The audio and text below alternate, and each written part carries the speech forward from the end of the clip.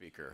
First, I'd like to thank our panel chairs and panelists for a terrific morning and in getting us started and giving us so many different views and insights into Myanmar itself, into the policies and the history both of the United States and of Japan. So for those of us who don't do this all the time, it was a wonderful introduction to an extremely important subject. And for those of you who do it all the time, we look forward to adding your wisdom later on. But this afternoon, for our lunchtime speaker, we're honored to have the Ambassador of the United States to Myanmar. But in order to keep the bookends even, he is going to be introduced by the Myanmar ambassador to the United States. And with that, Ambassador Htut, welcome to the podium. And you've been here about a year, and we're glad to have you as part of the community. And if you would introduce Ambassador Mitchell, please.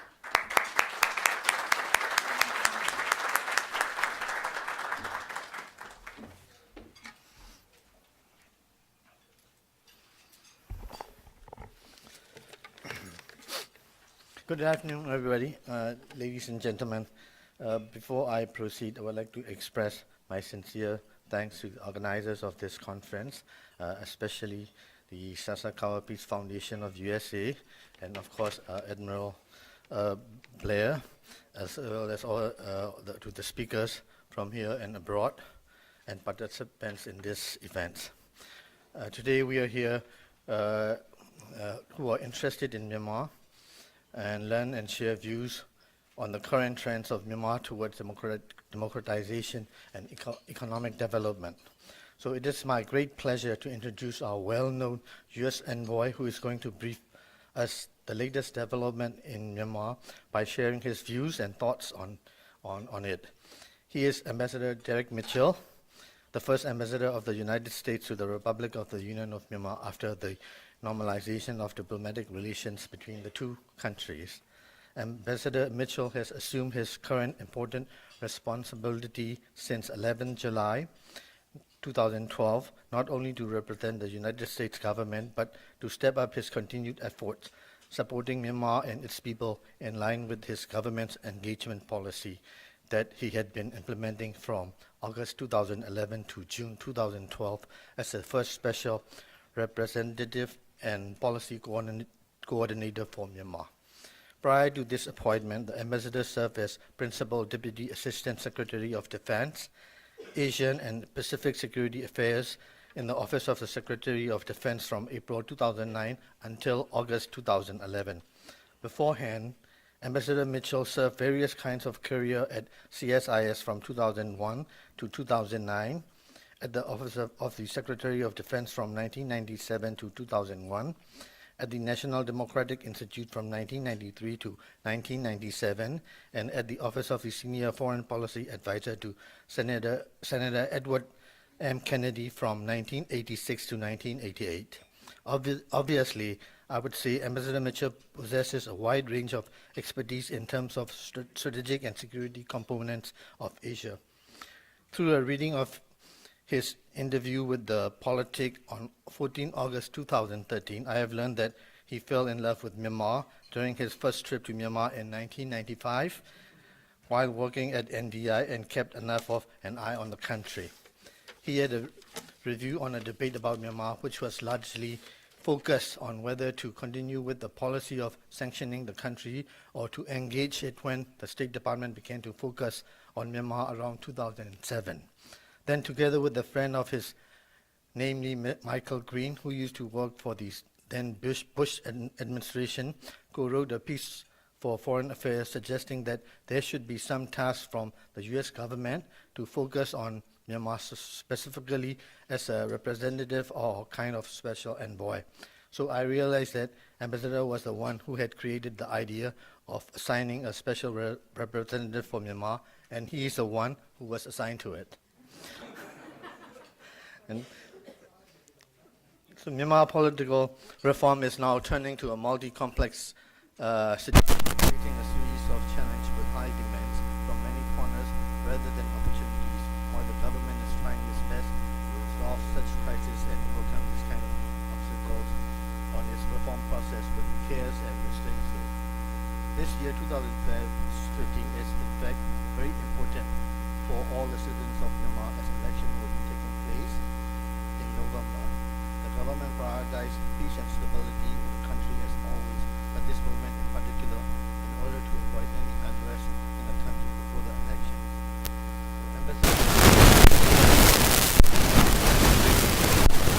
Process, but also engaging with the citizens of Myanmar, including ethnic nationals with diverse cultures and religion, by sharing American values of democracy and human rights, and by extending assistance to the grassroots levels while actively implementing President Obama administration engagement policy towards Myanmar. So let us hear Ambassador Mitchell's fair judgment on Myanmar in his remarks. Thank you.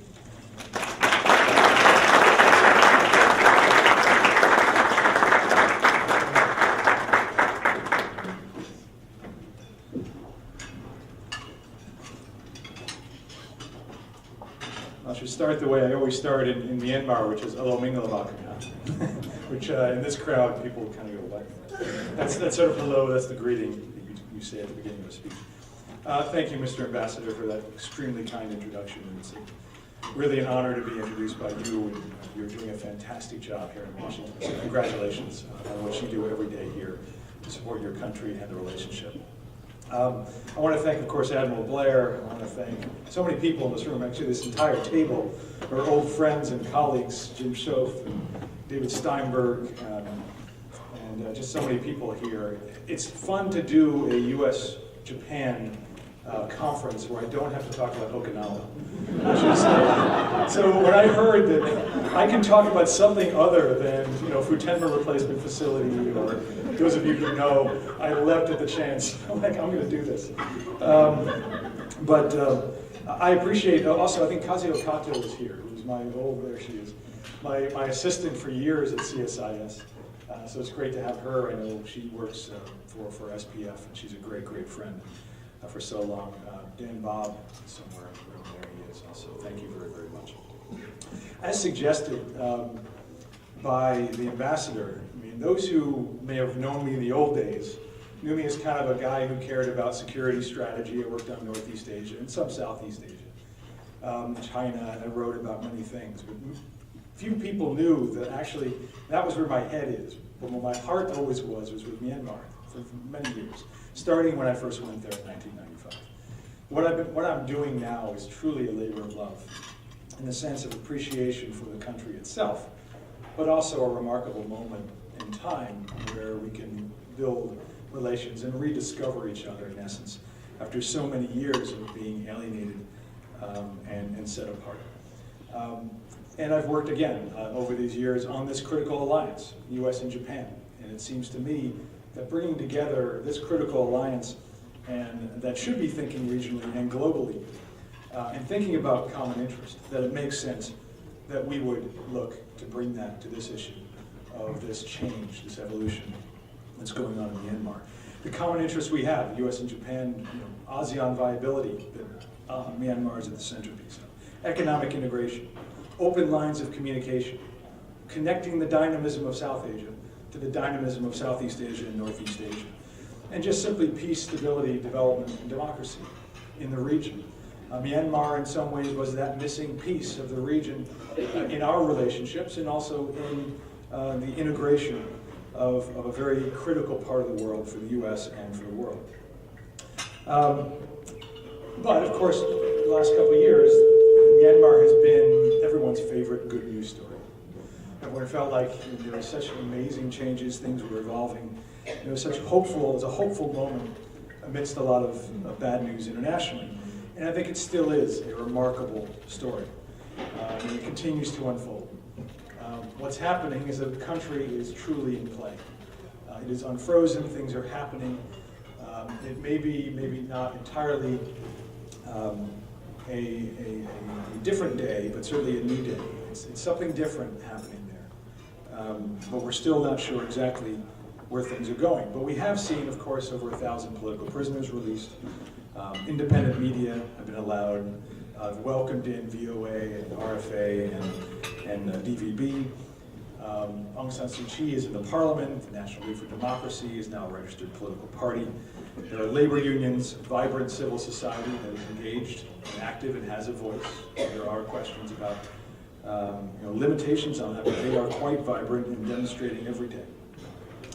And there's a parliament that is active in discussing issues. There's a check on the executive, and all you need to do is talk to someone in the executive, and they'll tell you that the parliament is doing its job in the way that we understand, I think, all too well back here, that they check the executive, maybe in ways that, it's funny how you talk to people in the president's office and they have the same complaints. They don't know what they're doing, they think they run foreign policy, and you think, that's democracy, oh my goodness, they understand.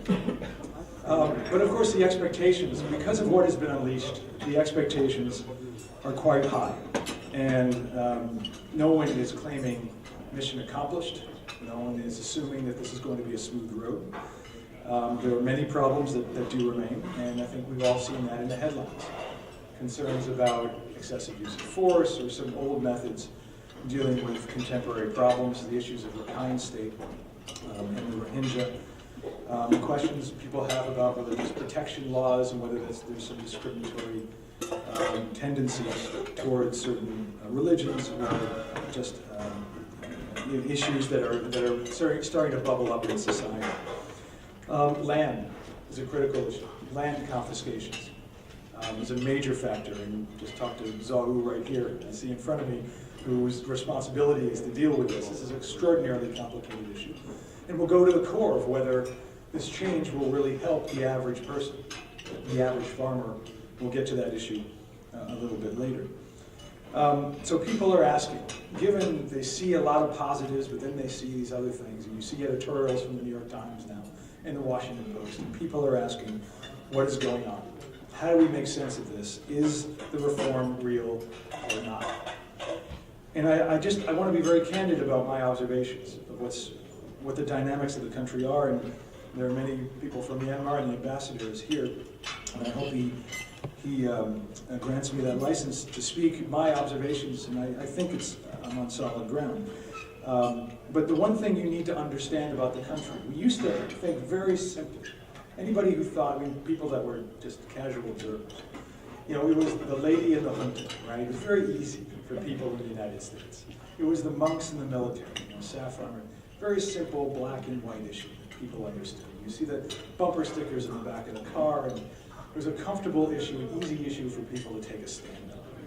And what we find out very much as the country opens up, as people engage and see for themselves, it is a remarkably complex country, in a very, very complex and difficult environment in which to understand. And I think if the U.S.-Japan alliance are looking to work together, they have to recognize these realities. And have neither rose-colored glasses nor dark-colored glasses. And some people have dark-colored glasses. Everything is awful. Nothing has changed.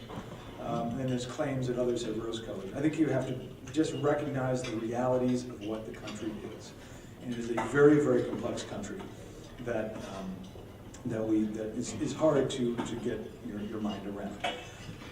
And I think the shock of the new is over. We're the beginning, the first several years, where we saw just the releases and just the opening up in a way no one would have expected, at a pace no one expected. People just maybe assumed, because they didn't know, this is just going to continue, it was going to be a smooth glide path. And we realized that shock of the new is over, and the real Myanmar is starting to show itself, the real tensions, the real divisions that have been frozen, frankly, for 50 years. The unresolved tensions of a country that for 50 years was held back because of a military government. Now that's being taken out, and people are able to assert not what they're against. It's easy to be against a junta, but what are you for? And that what are you for, and how you find that reconciliation of what you're for is important. So I just want to talk about some of my observations about the realities as I see it, how things are thought about. And then you can talk about it for the rest of the sessions, debate it, and the ambassador can correct me. The first is the absolute essential importance of their geography and their history. The first thing when you talk to people in Myanmar, they will say, look, we are sitting between the two largest countries in the world. We're sitting between China and India. And those who do Korea will understand this. You know, Korea is known as, I don't think it's a bad thing to say. It used to be called the shrimp among whales, right? You know, because they had Japan, they had China, they had Russia. But Myanmar, they have the two largest countries in the world, China and India, and 180 million Muslims across a porous border in Bangladesh, and a fraught relationship to the east in Thailand. So to be of Myanmar, to be of that country, is to be fundamentally insecure, is to feel fear or a sense of vulnerability to outside forces, to large outside forces, to large neighbors. So, you know, if China hiccups, or if Bangladesh hiccups with those, you know, with those 51.4 million people amidst 2 billion plus 180 million Muslims, the vulnerability to those influences is quite deep, and that sense of national identity gets even deeper, gets even stronger.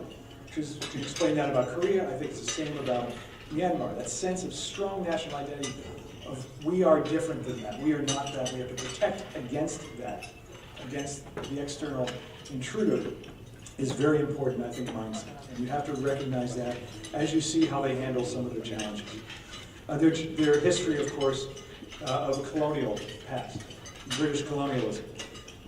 That's still very much in their mind. They're proud of their sovereignty and a sense of great powers preying upon them and needing to protect against great power competition and their sovereignty and territorial integrity. So that's the first. That geographic and historical context is essential as you understand why they're doing what they are doing.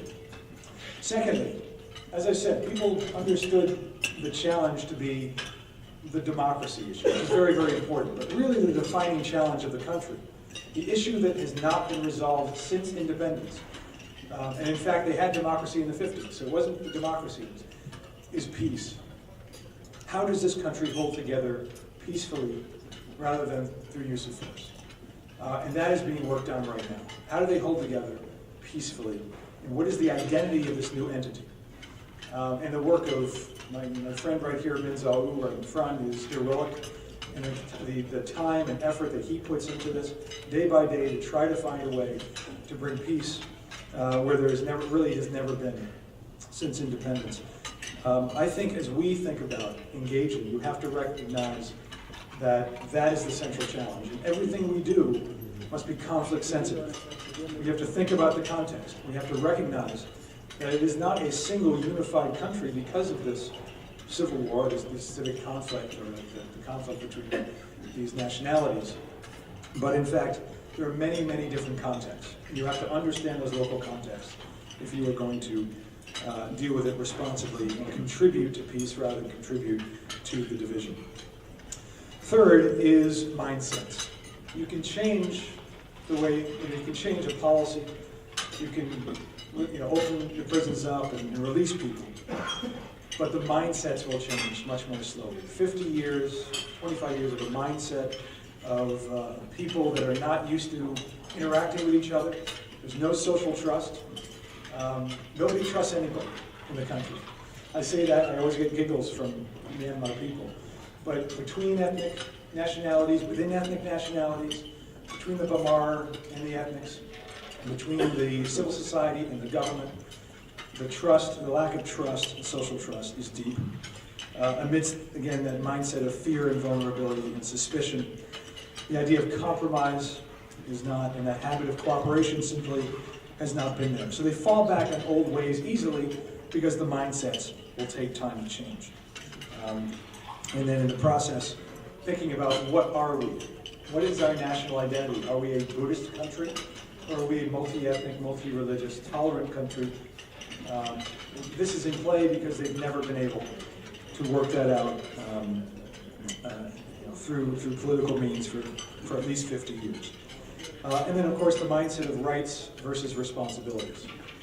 A lot of people talk about rights, but the issue of where that line between responsibilities and rights still needs to be determined. Fourth is the institutional degradation. Every institution has been systematically degraded, frankly, for 50 years, whether it's education, governance. I mean, the capacity in the country is quite low, and the absorptive capacity of the country is quite low. So, and the needs are infinite. So when anybody comes to me, and I get it all the time, people coming to Myanmar and saying, I want to do X, do they need that? And my answer, of course, is always yes, they need that. And they need anything, they need everything. The question is, how do you prioritize? How do you focus it? How do you coordinate it to recognize the absorptive capacity of the government is limited, their ability to do things, their capacity, their mindsets, the nature of the economy, the underdevelopment, the fact that 70% of the people live on the land, but the discrepancy of wealth is quite vast. And the final thing to note is, and I think it got to the point, my first point, about the history and the geography, a deep sense of pride, very deep sense of national pride.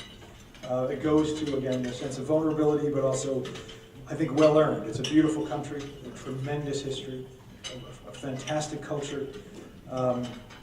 They say, please, we don't want money. Don't get, there are a lot of places around the world that just will take whatever aid assistance comes, they'll take the money. We're not looking for money. Teach us how to do these things. We can do it ourselves. We're capable of doing it. And the legacy, of course, in Myanmar, the best university in the region in the past, with the hub of air travel, best film industry. I mean, you go down the list. They were the best. They were the top line. And that had been degraded, but that DNA is still there. The pride is still there. And I think that potential is tremendous. And add that to the physical attributes of endless amount of resources, oil, gas, minerals, arable land, water. The potential is terrific, and the question is how they're going to get there through a very difficult time. The Chinese actually have a saying about Myanmar. They call it the beggar with a golden bowl. That they have so many riches, and yet they're so poor. And it's something that clearly the country itself is committed now to change. So, the U.S. and Japan have enormous interests and stakes in the success of this transition, of this evolution. The values of democracy, of free enterprise, of openness, of human rights, rule of law, development. These are all alliance values. These are all very much U.S.-Japan values of openness. And I think we have a very important role together that we can play. But again, needing to understand the realities and then working accordingly. And let me just lay out, before I get to the end here, the principles. I think working accordingly, understanding the realities, and then accommodating to those realities is very important. It's not what we do there that, in fact, is most important. It's how we do it. Given the conflict, given the democracy we want to contribute to, the unity we want to encourage, how we do our work, both individually, U.S., Japan individually, and together, will have as much impact, if not more impact, than what we decide to do. We need a model. We need to model the change to promote the change. So transparency. We need to be open about what we do, about our investments, about our engagements, about our assistance work, and think in terms of partnerships. Consultation. As I said, this is not one single entity with one single identity. There are lots of sub-identities and very proud individual identities. Kachin, Kayun, Mon, you all know what they are.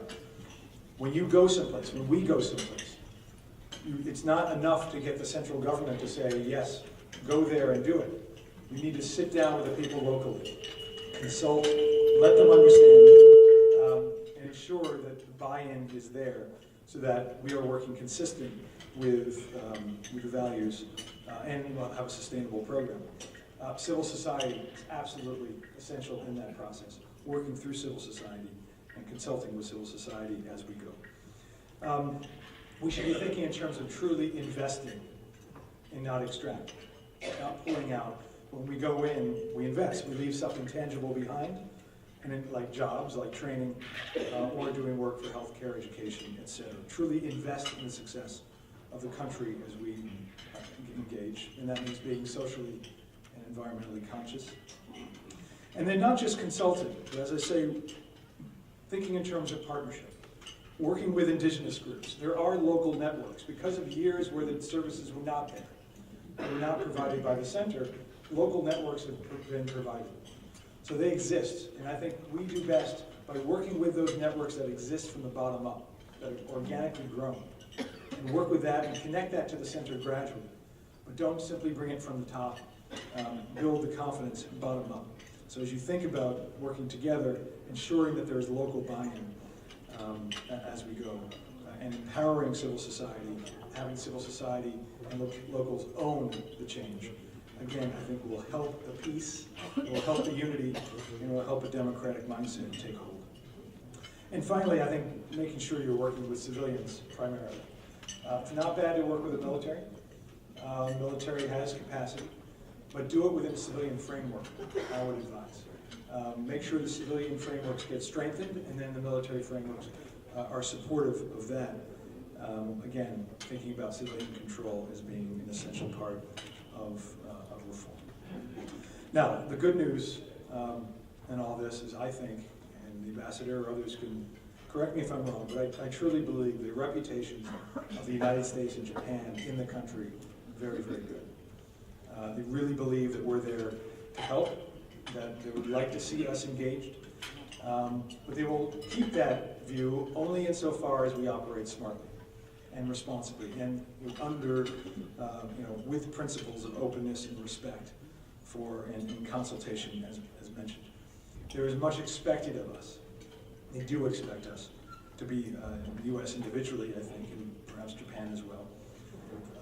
But we must not betray the trust and the expectations that they have of how we do things, because they do believe we do things differently, so we must do things differently indeed. I know already there's been work between the U.S. and Japan in certain areas. We have, on the peace, actually with Yohei Sasakawa and the Nippon Foundation, we've been working together on peace, and hopefully, cross your fingers, you get to a nationwide ceasefire agreement, you get to a political dialogue phase, and then we're really going to have to be working together closely to secure the peace and see if we can find a sustained peace for the long term that will open up all kinds of possibilities. But we should be thinking about that and consulting together about peace dividends and how we contribute to underwriting peace. We're already working together on labor rights. You may have heard before President Obama went in November. There was an agreement on promoting labor rights that the U.S. and Japan and a few other countries are involved in. It's hit a little bit of a snag, but I think that's an area of lifting the labor standards would be a very, very important contribution. Health. Myanmar is the epicenter of drug-resistant malaria, drug-resistant TB, HIV/AIDS, the three diseases. If we don't get a grip of it there, it's not just a national question, it's a regional question.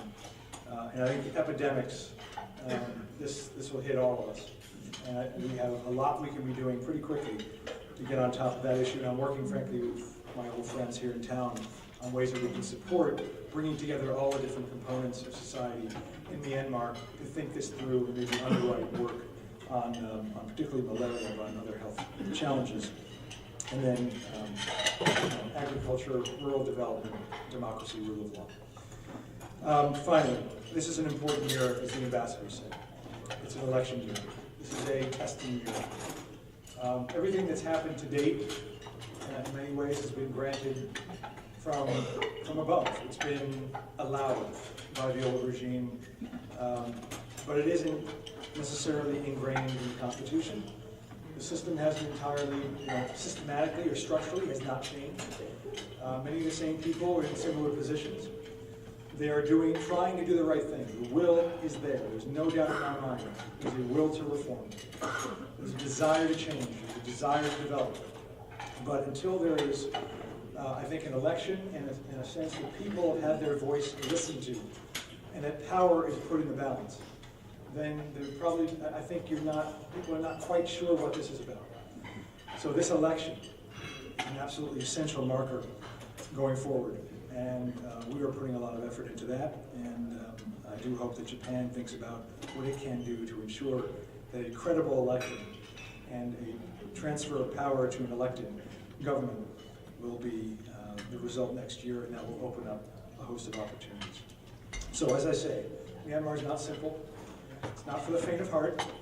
To the iron constitution to work get things done and to recognize the steps forward and steps back and the skepticism. We have to be clear-eyed, but I do believe that it's a tremendous opportunity.